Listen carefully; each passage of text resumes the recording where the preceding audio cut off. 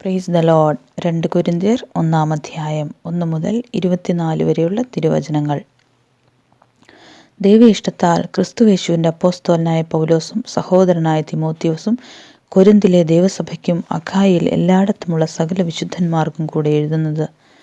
നമ്മുടെ പിതാവായ ദൈവത്തിങ്കൽ നിന്നും കർത്താവായ യേശുക്രിസ്തുവിങ്കൽ നിന്നും നിങ്ങൾക്ക് കൃപയും സമാധാനവും ഉണ്ടാകട്ടെ. മനസ്സലിവുള്ള പിതാവും സർവ്വശ്വാസവും നൽകുന്ന ദൈവവുമായി നമ്മുടെ കർത്താവായ യേശുക്രിസ്തുവിൻ്റെ പിതാവായ ദൈവം വാഴ്ത്തപ്പെട്ടവൻ. ദൈവം ഞങ്ങളെ ആശ്വസിപ്പിക്കുന്ന ആശ്വാസം കൊണ്ട് ഞങ്ങൾ യാതൊരു കഷ്ടത്തിലുമുള്ളവരെ ആശ്വസിപ്പിപ്പാൻ ശക്തരാകേണ്ടതിന് ഞങ്ങൾക്കുള്ള കഷ്ടത്തിലൊക്കെയും അവൻ ഞങ്ങളെ ആശ്വസിപ്പിക്കുന്നു. ക്രിസ്തുവിൻ്റെ കഷ്ടങ്ങൾ ഞങ്ങളിൽ പെരുകുന്നത് പോലെ തന്നെ ക്രിസ്തുവിനാൽ ഞങ്ങളുടെ ആശ്വാസവും പെരുകുന്നു.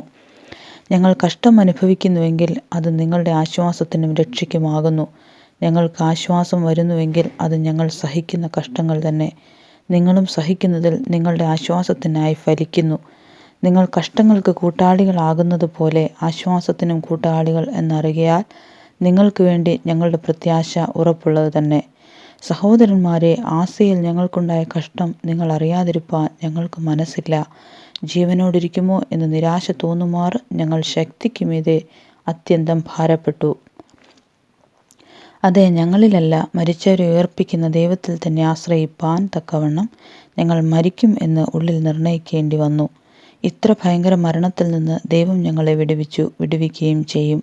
അവൻ മേലാലും വിടുവിക്കും എന്ന് ഞങ്ങൾ അവനിൽ ആശ വെച്ചുമിരിക്കുന്നു.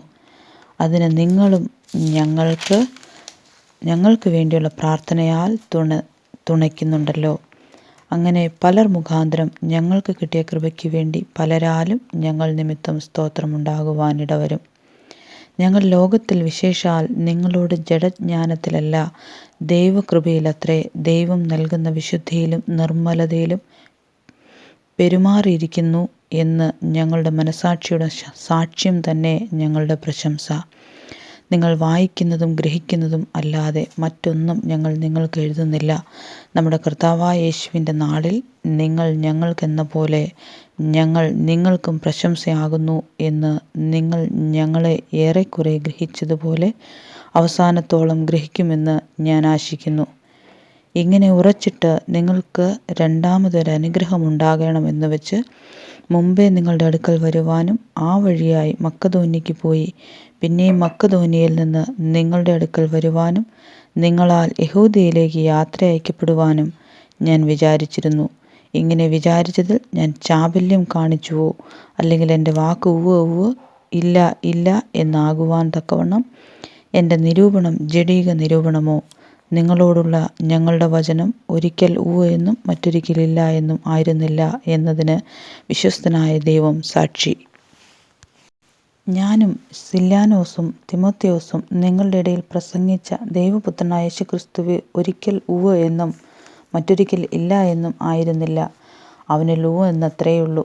ദൈവത്തിൻ്റെ വാഗ്ദത്തങ്ങൾ എത്രയുണ്ടെങ്കിലും അവനിൽ ഉവ്വ് എന്നത്രേ. അതുകൊണ്ട് ഞങ്ങളാൽ ദൈവത്തിൻ്റെ മഹത്വം ഉണ്ടാകുമാറ് അവനിൽ ആമേൻ എന്നും തന്നെ. ഞങ്ങളെ നിങ്ങളോടുകൂടെ ക്രിസ്തുവിൽ ഉറപ്പിക്കുന്നതും നമ്മെ അഭിഷേകം ചെയ്തതും ദൈവമല്ലോ. അവൻ നമ്മെ മുദ്രയിട്ടും ആത്മാവെന്ന അച്ചാരം നമ്മുടെ ഹൃദയങ്ങളിൽ തന്നുമിരിക്കുന്നു. എന്നാണേ, നിങ്ങളെ ആദരിച്ചിട്ടത്രേ ഞാൻ ഇതുവരെ കൊരിന്തിൽ വരാഞ്ഞത്. അതിന് ദൈവം സാക്ഷി. നിങ്ങളുടെ വിശ്വാസത്തിന്മേൽ ഞങ്ങൾ കർത്തൃത്വമുള്ളവർ എന്നല്ല, നിങ്ങളുടെ സന്തോഷത്തിന് ഞങ്ങൾ സഹായികളത്രേ. വിശ്വാസ സംബന്ധമായി നിങ്ങൾ ഉറച്ചു നിൽക്കുന്നുവല്ലോ. ആമേൻ.